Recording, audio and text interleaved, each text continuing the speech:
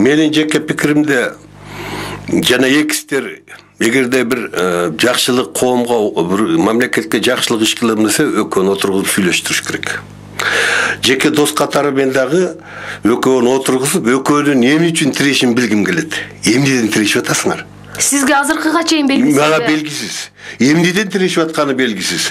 Текебаев менен Атамбаевдин эмнеден тиреши да мага белгисиз болгон. Жеке маселе. Антип айтканыңызга ким ишенет? Ишенбесе Кудай турат көктө, Алла турат. Аллах турат.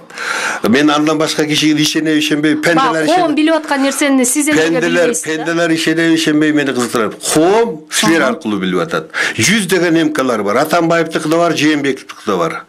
Ар башка нерсени айта берет өзүнүн ыгына яраша.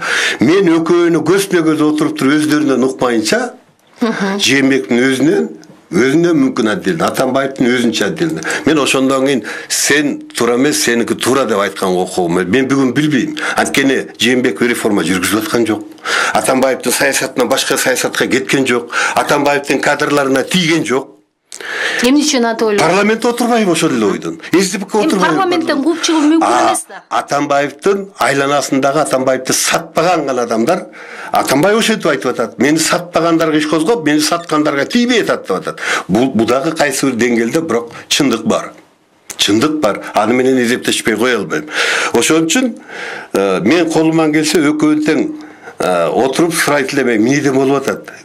Мамлекет үчүн бир иш боюнча экөөң талашып атасыңбы?